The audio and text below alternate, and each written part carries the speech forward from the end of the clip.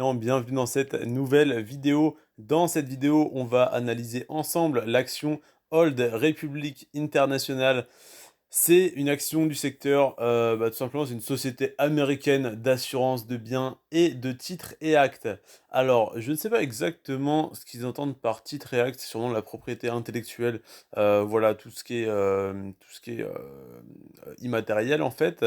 En tout cas, ce que je sais, c'est que ça fait 37 ans que le dividende est versé, que le rendement est de 6%, donc c'est très intéressant. En plus de ça, l'action est en croissance de 148% sur les 10 dernières années, du moins quand j'ai fait l'analyse au 1er juin 2022. Là, on est le 29 juin au moment où je te tourne cette vidéo, donc ça a dû changer, on va retourner vérifier tout ça, et le PER était de 9,5. On va déjà se rendre sur rendement bourse. On va aller voir Old Republic International. Old Republic International. Alors déjà, action à dividende trimestriel, enfin même, comment dire, détaché 6 fois par, enfin payé 6 fois par an, donc relativement intéressant. Plus c'est détaché, souvent mieux c'est, hein, voilà. Donc il est versé sans interruption depuis 35 ans. Il n'a pas diminué depuis un an, alors tout simplement parce qu'il y a eu un versement exceptionnel, au lieu de verser 0,8, donc 80-84 centimes comme d'habitude, il y a eu 3,30 € en 2021 au titre de l'exercice de 2020. En 2022, pour l'instant, il y a 0,46 de reversé donc sur les deux premiers détachements de mars et de juin. Alors, je ne sais pas combien ça va donner au total cette année, combien est annoncé. En tout cas, ce qu'on peut voir, c'est que sur 2009, on était à 68 centimes, 2012, 71, puis 74, puis là, on est monté à 84, donc je ne parle pas des détachements exceptionnels, on a eu deux fois 1,80 € et là, donc les 3,38 €. Donc voilà, on a eu beaucoup de détachements exceptionnels récemment, donc très intéressant, mais sinon, globalement, l'action déjà est en croissance. En plus de ça, on a des splits assez, enfin, on a eu assez régulièrement des splits. Voilà, en 2003-2006, tac, je dis pas de bêtises, ouais, 2003. Donc voilà, action relativement intéressante sur le point de vue du dividende, le cours en très très forte hausse, très belle courbe. Voilà, voilà, hop. Donc là-dessus, on a vu ce qu'on avait à voir. Maintenant, on va aller voir le cours de bourse un peu plus en détail. Donc cours Old Republic International. On va mettre INTL, il devrait trouver Old Republic, tac, sur la durée la plus longue possible pour voir la tendance. Donc déjà, action cotée depuis 1982, ça fait donc 40 ans que l'action est cotée, 1,30 $, elle a été émise à 1,30 $, elle est rapidement montée, enfin rapidement, pas du tout, elle est montée, voilà, 15 ans à monter à son, pratiquement à son ATH à 22 $, 23 $. Elle est redescendue très rapidement, hein, crise de 2008, voilà, elle a perdu 50% de sa valeur très clairement. Depuis donc 2012, elle est très bien repartie, hein. Si on regarde sur la période depuis 2012, elle a repris 128%, donc en 10 ans. Et là, Covid, 22,88, 14, 22 à 14, ok, donc elle a perdu pratiquement, voilà, on va dire 40% de sa valeur et elle est remontée à son ATH depuis. Si on regarde sur 5 ans, donc tac, elle est remontée extrêmement rapidement du Covid, hein. 25 septembre 2020, hop, début juin, on était déjà remonté, donc elle a mis 9 mois à remonter, à repasser donc de 14 $ à 25 $.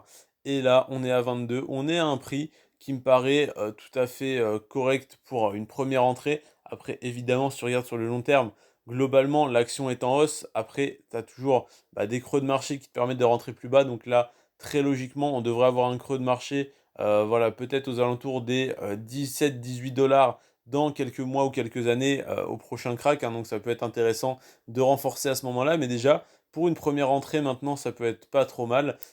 Surtout le dividende est pas dingue, hein, il est à 4,15%, donc c'est déjà tout à fait correct, mais on peut avoir beaucoup mieux sur certaines actions, mais il est en légère croissance depuis un bon bout de temps. En plus de ça, on a pas mal de détachements exceptionnels avec du coup des gros dividendes. on a une action qui est en croissance, hein, quand même globalement sur le long terme. Donc on ne devrait pas être perdant en faisant la technique que je souhaite appliquer, c'est-à-dire un DCA sur du assez long terme. Si on regarde donc sur 10 ans, voilà, 167%, donc très très belle croissance récemment, hein, sur les 10 dernières années. Je dis récemment parce que l'action a 40 ans. Le rendement, donc cette année, était à 11,26 parce qu'il y a eu ce détachement exceptionnel de dividendes. On était quand même sur un ratio de distribution aux alentours des 70% peut-être cette année pour les 11% de rendement. Voilà, le PER est très bas, hein. L'action est fortement sous-évaluée d'après moi. Mais bon, le rendement du dividende n'est pas incroyable, hein, il est de 4% globalement. Enfin, du moins, c'est ce qui est annoncé sur Google. Là, pour les estimations des années suivantes, on a du 1,40 et 1,46. On ira voir si c'est cohérent avec les détachements qu'on a eu les années précédentes. Donc là, du coup, on nous annonce ouais, 1,42 de dividendes. On va retourner voir sur rendement bourse pour clôturer tout ça. Est-ce que on a eu du 1,42 ou est-ce que ça paraît cohérent qu'on ait 1,42 les années prochaines? Alors, on retape Old Republic, tac, tac, tac. Et là, sur les derniers détachements classiques, alors, remets-moi le graphique, voilà, parfait. Sur les derniers détachements classiques, en fait, on n'a pas eu du 1,40, on a eu du 0,84, du 0,76, etc. Donc là, en fait, on nous annonce 1,42, c'est 2 fois supérieur à ce qu'on a en 2015 à 2017. Euh, je sais pas, je pense que c'est tronqué par ces dividendes-là. 1,42 en soi, ça serait totalement possible. Et si jamais il était augmenté à 1,42 de manière durable, ça ferait une forte hausse. Puis durable en plus, ça serait très intéressant. Donc voilà, je pense que le dividende habituel, il tourne autour des 3-4%. Et là, si l'action se dévalue un petit peu et comment dire, et que le dividende est augmenté, on pourra arriver à quelque chose comme 6%, mais un dividende à 1,40, je ne sais pas s'il est déjà annoncé ou si c'est simplement une estimation des analystes par rapport en fait à l'augmentation sur les 10 dernières années, sur les 5 dernières années, parce qu'en fait ils considèrent qu'on est passé de 2011 à 70 centimes à 2021 à 3,38 €.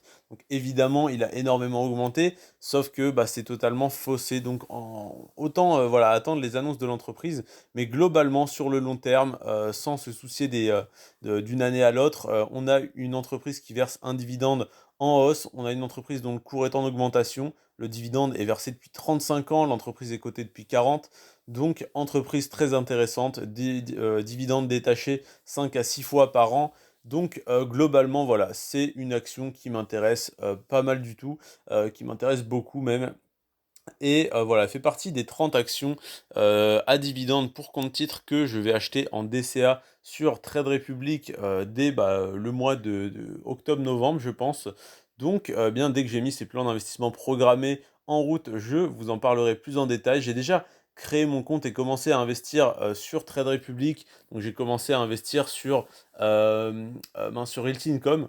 Voilà, donc n'hésitez pas à passer par le lien que j'ai mis en description. C'est un lien de parrainage. On a tous les deux 10 € offerts pour voilà, chaque personne qui s'inscrit, je gagne 10 € et toi si tu t'inscris, tu gagnes 10 € également à investir évidemment sur l'application que tu peux retirer par la suite.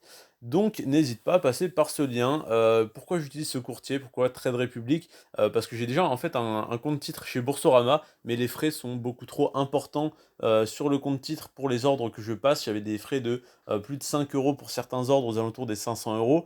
Tu me diras, ça fait 1% de frais, c'est pas énorme, mais sur Trade Republic, avec les plans d'investissement programmés, tu as la possibilité d'avoir 0 frais de passage d'ordre et simplement 1 € de frais quand tu revends, sauf que je ne compte pas revendre très souvent, je compte revendre vraiment que dans assez longtemps, dans quelques années, si ce n'est jamais, hein. Bon, je pense pas, mais en tout cas, voilà, je pense ne pas revendre d'aussitôt, donc 1 € de frais pour revendre et pour l'instant 0 € de frais de passage d'ordre, donc très pratique, je t'invite à passer par le lien en description. J'en ai fini pour l'action Old Republic International, donc société américaine d'assurance de biens et de titres et actes. Je t'invite à te renseigner plus en détail bien sûr sur cette entreprise avant d'y investir. En tout cas, je t'ai présenté dans les grosses lignes tous les chiffres qu'il y avait à connaître. Demain, je te présenterai à 9 heures l'action Enbridge. Enbridge, transport de pétrole par oléoduc, donc société évidemment très solide, évidemment cyclique, hein, parce que le pétrole, les énergies, c'est cyclique. Il y a des fois où l'action va perdre 60% de sa valeur, des fois elle va exploser en quelques jours, quelques semaines ou quelques mois. C'est tout à fait normal, c'est pour ça que je pense faire un DCA et bah, rentrer de manière un peu plus agressive quand le marché sera au plus bas. Mais globalement, tout ça, je t'en parle demain. L'action est intéressante, dividende versé depuis longtemps, en augmentation, une petite croissance. Le PER, c'est pareil, tout ça, on en parlera demain. Je te laisse avec donc cette analyse d'Old Republic International aujourd'hui et on se retrouve demain pour Enbridge. C'était Florian sur ce, prends soin de toi et de tes finances. Ciao.